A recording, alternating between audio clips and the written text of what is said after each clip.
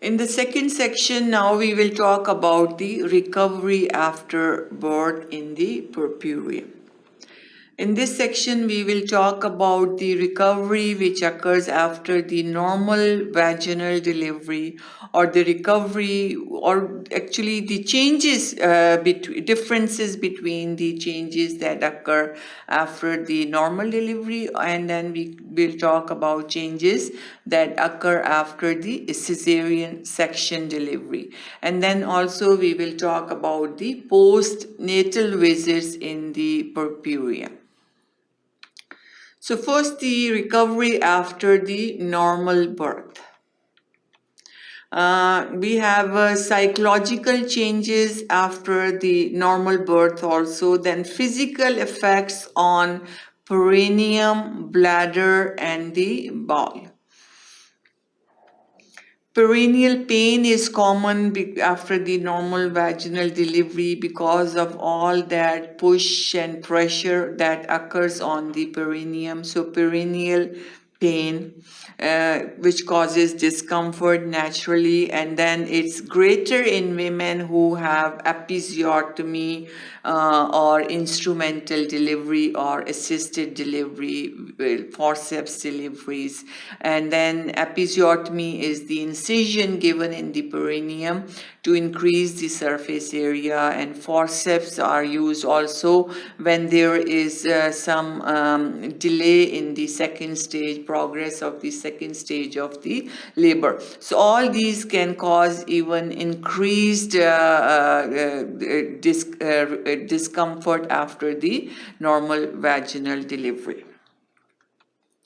The pharmacological and non-pharmacological therapies after the normal delivery we should use depending on the symptoms of the patient. We can use the medicines and even non-pharmacological therapies, cold packs, and then anesthetics, very little, so patient can feel little less discomfort. So all these can be used after the delivery. Then local cooling and anesthetics to produce numbness, to reduce the discomfort. Avoidance of codeine derivatives are recommended.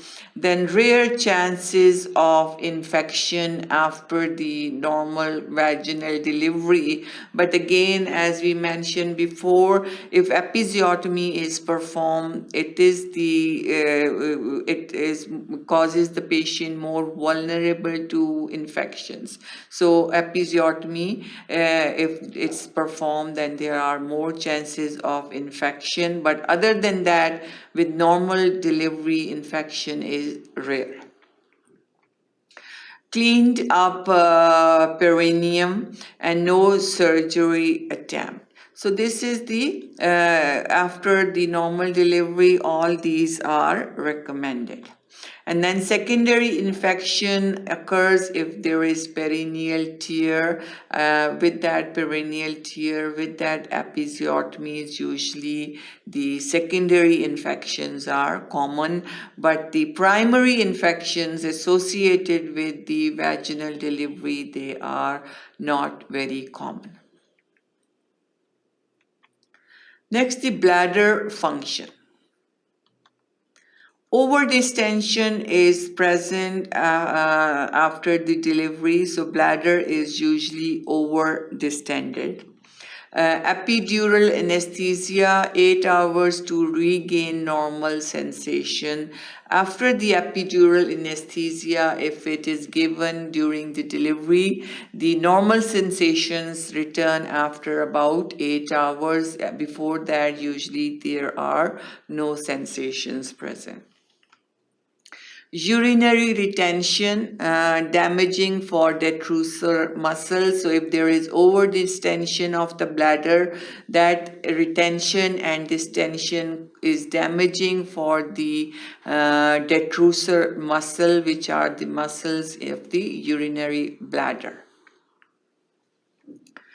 Hypocontractility of the bladder. So bladder is not contracting properly. That is one factor that can lead to the urinary retention. Fibrous replacement of smooth muscle, anti-diuretic effect of oxytocin. So oxytocin also cause anti-diuretic effect. Diuresis is the urination or passage of the urine. If anti-diuretics effect, there is with the anti-diuretic effect of oxytocin, the urinary output is reduced, and there is increased postpartum diuresis. So increased postpartum diuresis occur once the oxytocin is stopped. More fluid intake after the delivery. So all these are the changes that occur in the bladder after the delivery. There is decreased contractility of the bladder, leading to over distension, retention of the urine, that can cause damage to the detrusal muscle, and there is fibrous replacement of smooth muscle, and there is also anti-diuretic effect of the oxytocin. Here you can see the bladder is full, distended, and even there is kidneys. When the bladder is distended, usually the urine keeps flowing backwards and the whole system gets affected to the ureters and then the kidneys. Also, if there is a traumatic delivery, there is difficulty to void, and there is pain on voiding, and there is difficulty on micturition with the traumatic delivery if there is any injury. Pain and palpable distended bladder. If the bladder is distended, it's easily palpable and there is pain. Painful bladder is a really very serious emergency, and it can cause very bad pain. I remember one patient when I was working in the clinic, that she was an old lady. She came at night and she was crying with pain, very bad pain. And she was literally crying and moving here and there, and her bladder was distended and full, and she cannot pass the urine. So once we catheterized her and the bladder was empty, she was all relieved and very happy. So this is very serious and painful condition, because once the bladder walls are distended, it keeps putting too much pressure on the wall of the bladder and cause very bad pain. So it's pain and palpable distended bladder. Uterine fundus height increases because of the presence of distended bladder. The uterus height is also increased. Assessment is after 6 hours. Minimize over distension urinary catheter insertion. Catheter should be inserted in emergency right away to decrease that over distension. Vaginal delivery rarely poses a threat. Obstructed labor cause necrosis of the bladder. Small fistula, if small fistulas are formed as a result of that necrosis, if there is obstruction in the labor, it can cause necrosis of the bladder. With the necrosis or the death of the tissue, it becomes very vulnerable, and there are formation of the fistulas. Fistulas are the connection between two organs. So if the fistulas are formed, the small fistulas, they close, but the fistulas which are large, they should be repaired and they should be properly managed. So this is all the bladder function that can be affected after the delivery. If there is especially obstructed labor, cause necrosis of the bladder, cause fistula formation. If there is bladder over distension, the fundal height of the uterus is also increased. Here, this is the picture of the bladder, and then the catheter is inserted in the over-distended bladder. Next, the bowel functions. The effects are it can cause constipation, increased fluid intake should be done. This cause disruption of anal sphincter also occurs, and then there should be intake of lactulose and asparagus husk to remove that or to relieve the constipation that occurs. Fecal urgency and anal incontinence can occur, which is due to the fistula formation. So these are the effects on the bowel. Mainly constipation is present, and then to relieve that constipation we should drink plenty of fluid. We should get lactulose and asparagus husk that relieves that constipation. Anal sphincter can also be disrupted, and if there is fistula formation like in the bladder as a result of the pressure effect that cause necrotic changes, if the fistula is formed, then there is fecal urgency and incontinence occur. Pelvic floor exercises to strengthen the muscle and to decrease these complications. Pelvic floor exercises, the function of these pelvic floor exercises is to tone up the muscles. Antenatal exercises should be performed before the delivery, which are not dangerous for the baby. They are safe, and they should be performed to strengthen the pelvic floor muscles, increase the tone so that helps in enhancing the normal vaginal delivery and to reduce all the complications that can occur later on. Randomized trial for evaluation in preventing, and different trials should be performed to find out the effectiveness of these exercises in treating helping to reduce the complications and to help in the normal delivery. So these are all the pictures to show what type of different exercises can be performed.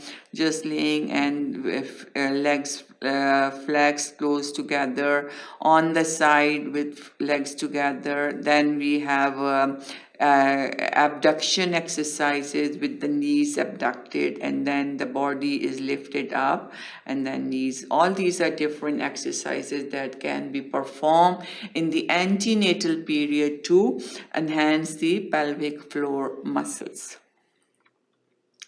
Genital prolapse, urinary incontinence, and anal incontinence, these are all the complications that can get better with the pelvic floor exercises.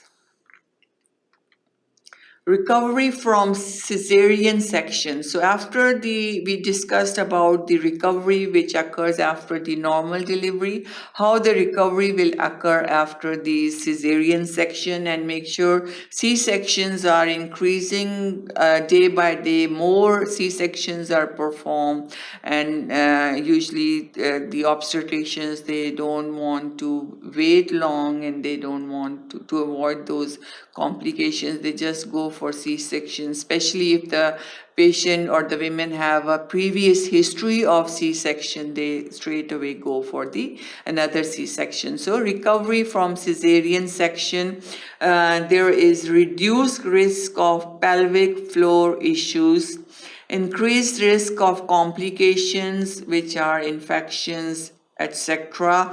So it's an invasive procedure. So with the invasive procedures, the chances of getting infections are more likely.